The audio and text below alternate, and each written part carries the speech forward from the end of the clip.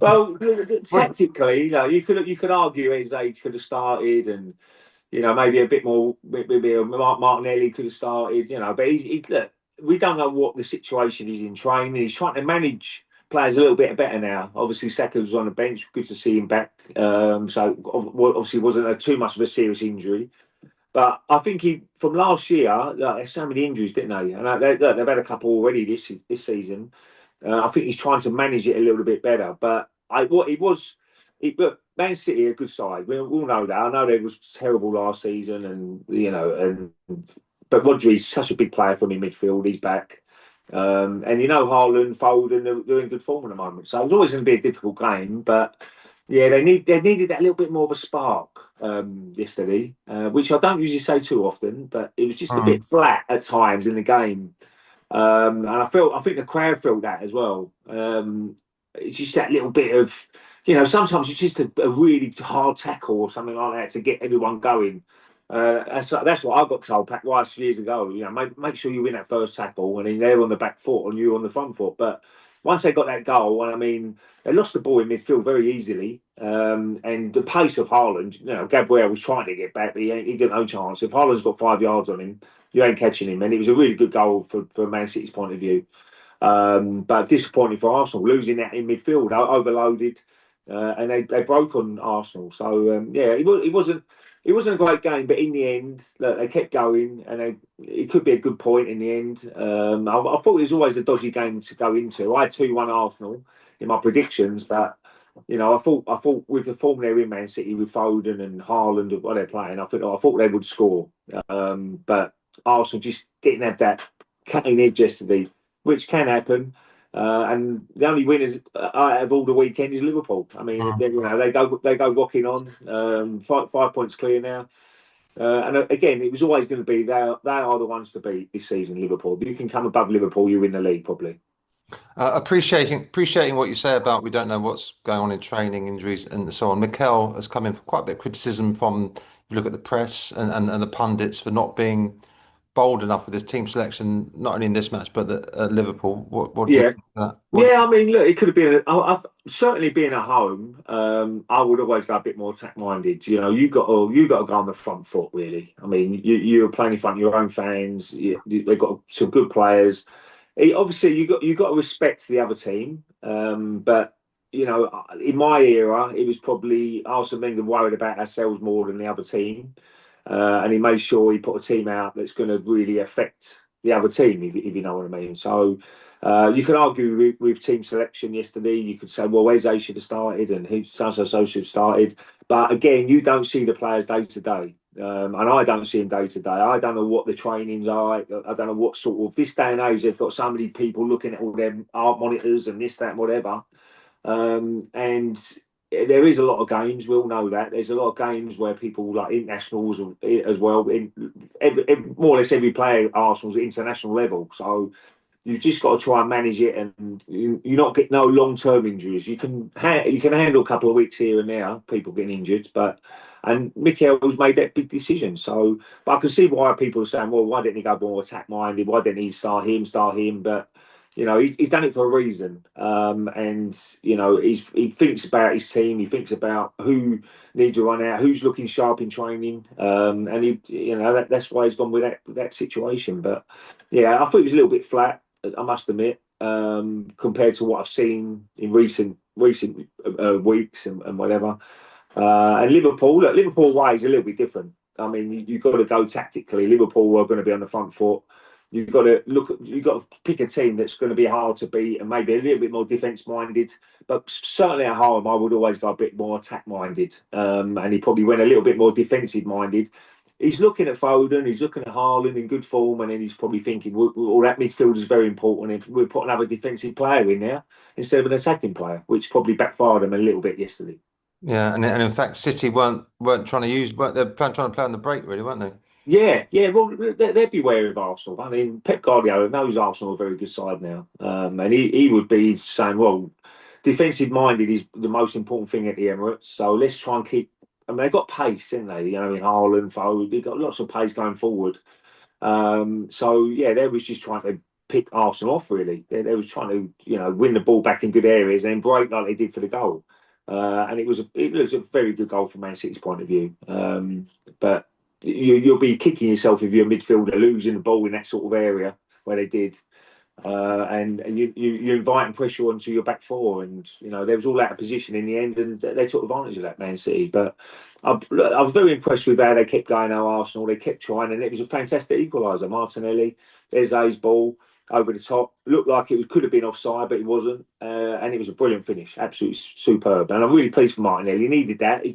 He's a confident sort of player, Martinelli, so that would give him a lot of big boost that rule, that goal. And maybe he'd probably start in a week, I should imagine, at Port Vale, and if he can get another goal, that it's always good for a player to do that.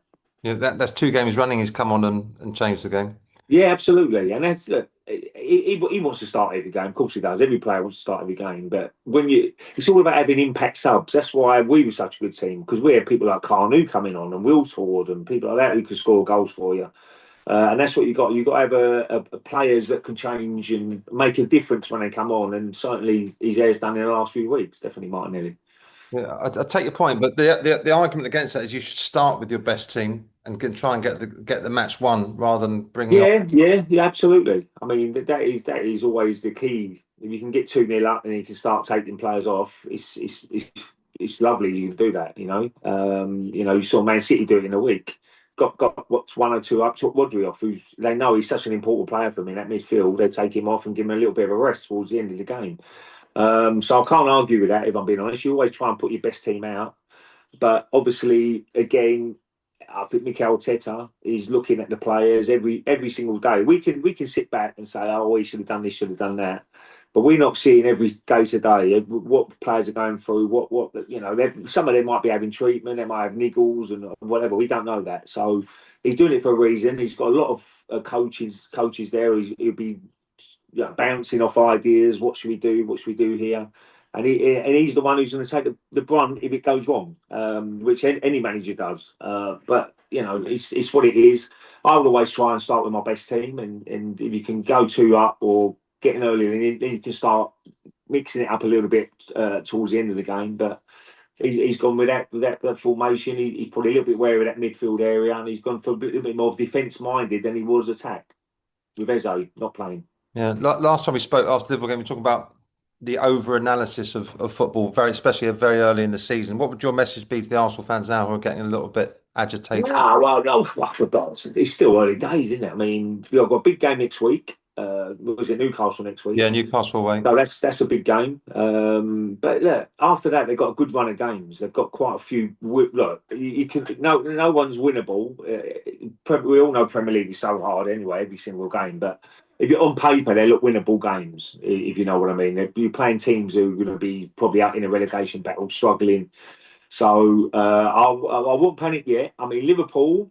The problem you always have is that Liverpool haven't played great this season so far, but they've won 5 games out of 5. So that's a bit of a worry, because once they do click into gear, Isak and all them guys, if they click into gear, then we could have a problem. But look, it is what it is at the moment. 5 points clear. But I don't think Man City can challenge for the title. I really don't. I don't think Chelsea can. So I really believe it's Arsenal. It's Arsenal Liverpool. So obviously, the Liverpool game at home is going to be vital. They got to win now, that game at home.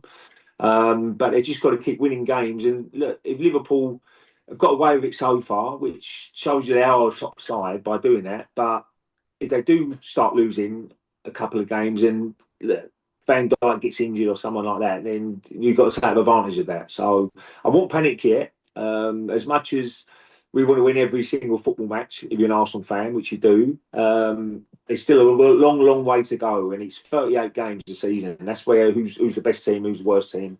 You can't really look at it and start moaning after 5 games. It's still 33 games to go. If you come to March and you're not in the title race, then there's a problem. But at the moment, they're still in the title race, and there's still a long way to go. And Brilliant. Nick, oh, good, mate. Last one. I think we was 98, weren't we? 98. We was 12 points behind. So we managed to come back. So 5 points is nothing really. just last question, if I may. when he made those changes at halftime, it was almost an admission that I needed, and maybe I got it wrong. But do you think he sort of stumbled across the best role for Eze as a number 10, spearheading that midfield? Yeah, yeah. Well, look, the good news for Eze is that he can play anywhere. He can play off that left hand side, and look, I like it when you don't have a real position. You can just drift into sort of areas, and it's hard for other players to pick you up at times. So sometimes the free roll's good. You got to do your defence minded work as well. You got to have that in your mind when you're playing.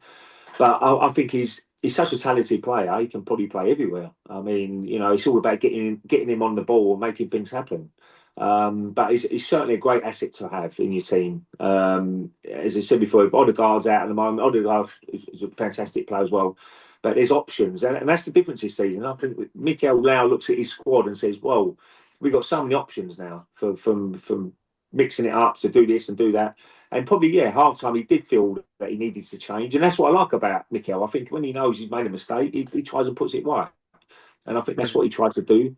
And, I think you learn every game with your players, what players going to be vital going forward. And I'm sure Eze is going to be a big part of that if they're going to be trying to change for the title, definitely. Good stuff. Brilliant. Nick.